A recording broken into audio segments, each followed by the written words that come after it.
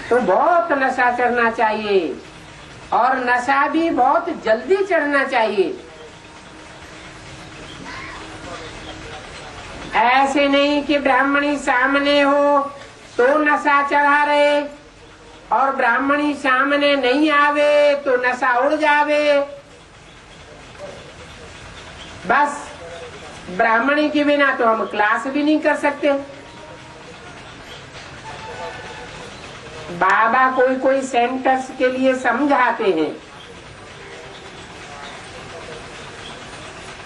कि कहीं से तो ब्राह्मणी 5-6 मास भी बाहर निकल जाती है। तो बहुत ऐसे क्लासेस हैं जो भाई बहनें अपने आप क्लास संभालते रहते हैं, क्योंकि ईश्वरीय पढ़ाई तो बहुत साधारण है। कोई कोई तो ब्राह्मणी के बिना जैसे कि अंधे लूले हो जाते हैं। ब्राह्मणी सेंटर से निकल आती है तो सेंटर पर जाना ही छोड़ देते हैं। अरे इतने बहुत क्लास में बैठे हैं, क्या क्लास नहीं चला सकते? गुरुवार में चला जाता है तो उसके चेले पिछाड़ी में संभालते हैं ना। यहाँ तो ब्राह्मणी के बिना जैसे कि अंधे ही बन जाते हैं। अभी तो तुम अंधे से सोजरे बन रहे हो, तो ऐसे थोड़े ही होना चाहिए। बाबा समझाते हैं कि धारणा नहीं होती है तो सेंटर नहीं संभाल सकेंगे, ठंडे पड़ जाते हैं। बच्चों को तो सर्विस करनी है, और स्टूडेंट्स में तो नंबरवार होते ही हैं। बाबा जानते हैं कहाँ पर फर्स्ट क्लास को भेजना होता है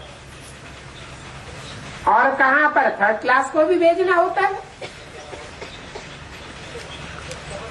इतने वर्ष सीखे हैं तो कुछ तो धारणा हुई होगी। जो सेंटर को चलावे, आपस में मिलते जुलते रहे, संगठन क्लासेस करते रहे, मुरली तो सब जगह पहुंचती ही रहती है। पॉइंट्स के आधार पर से ही समझाते हैं। अब सुनने की भक्ति मार्ग में टेव पड़ी हुई है और सुनाने की टेव नहीं पक्की हुई है।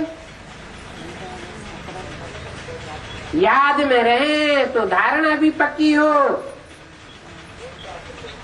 सेंटर पे ऐसी तो कोई होनी चाहिए ना जो कहे कि अच्छा ब्राह्मणी चली जाती है तो हम संभाल लेंगे। बाबा ने ब्राह्मणी को कहीं सेंटर पर भेजा है सर्विस करने के लिए, तो ब्राह्मणी के बगैर मुझे नहीं जाना चाहिए। ब्राह्मणी जैसे नहीं बनेंगे तो दूसरों को आप समान कैसे बनावेंगे?